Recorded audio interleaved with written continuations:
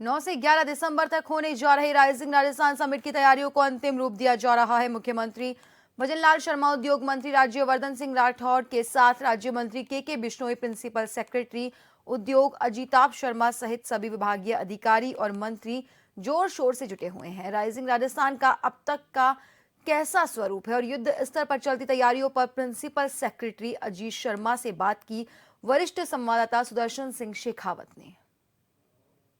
नरेंद्र मोदी के विकसित भारत के सपने को राजस्थान साकार करता हुआ नजर आ रहा है। 5 साल में 350 बिलियन की जो इकोनॉमी राजस्थान को बनाना है, उसके लिए राजस्थान जोर शोर से जुटा हुआ है। सरकार ने 1 साल भी पूरा नहीं किया, लेकिन 18 लाख करोड़ रुपए से ज्यादा का जो निवेश है वो यहां पर आ रहा है। तक जो राइजिंग राजस्थान की समिट की उपलब्धियां रही हैं गत लगभग 3.5 माह में, उसका मुख्य कारण यही है कि राज्य सरकार के सभी विभागों ने मिलजुल कर बेहतरीन तरीके से और पूरी मेहनत से अपना कार्य किया और साथ ही जो उच्चतम स्तर से माननीय मुख्यमंत्री महोदय के स्तर पे, माननीय मंत्री महोदय, मुख्य सचिव महोदय के स्तर पे जो लगातार मॉनिटरिंग की जा रही है, क्योंकि इस समिट के कई पहलू हैं जी। सारे विभाग इसमें शामिल हैं। कई तरह के,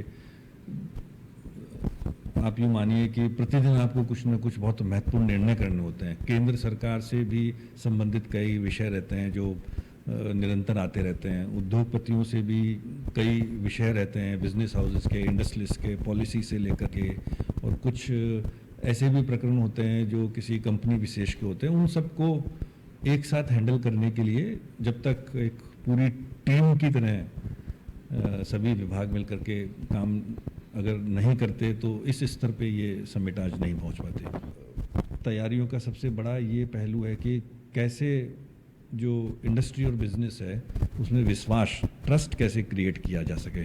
तो वो काम लंबे समय से चल रहा है, जो राज्य सरकार के समय समय पे निर्णय हुए हैं और फिर जो विदेश में दौरे हुए हैं और फिर जो भारत के अंदर ही, जैसे जो हमारे मुख्य मुंबई और दिल्ली की इन्वेस्टर मीट्स थी, फिर हमने सेक्टर स्पेसिफिक 8 इन्वेस्टर मीट्स किए हैं।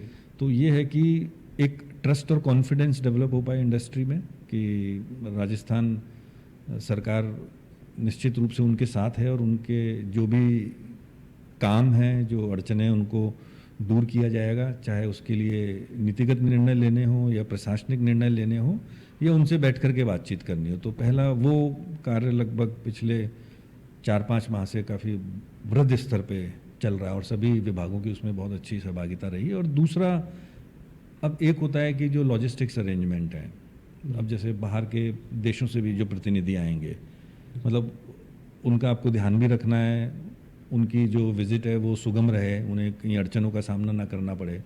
तो जो बिज़नेस डेलीगेट्स आएंगे बाहर से, देश के अन्य राज्यों से या राजस्थान से, कहाँ कहाँ रुकेंगे, उनके साथ कौन प्रोटोकॉल ऑफिसर्स होंगे और उनका जो एंगेजमेंट है वो किस तरीके से यहाँ की इंडस्ट्री के साथ कराया जाएगा। उसके साथ ही मीडिया का भी एक बहुत बड़ा पहलू है, उनके लिए कैसे इंतजाम किए जाने की ज़रूरत है, क्योंकि दिल्ली से भी मीडिया आएगा और राजस्थान का मीडिया तो यहाँ पे मौजूद ही है।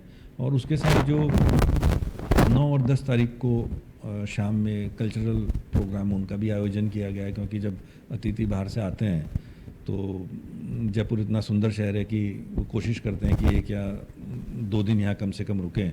तो ये सारे जो व्यवस्था हैं ये अभी मतलब चल रही हैं और ठीक गति से चल रही हैं और हर काम के लिए अलग अलग अधिकारियों को लगाया गया है। तो मैं समझता हूँ कि सफल आयोजन होगा। ये थे अजिताभ शर्मा, प्रमुख सचिव इंडस्ट्री, जिन्होंने बताया कि तैयारियां जोर शोर से चल रही है और जो लक्ष्य यहाँ पर निर्धारित किया है ज़रूर इसको सरकार हासिल करेगी। श्याम शर्मा के साथ सुदर्शन शेखावत, जन टीवी, जयपुर।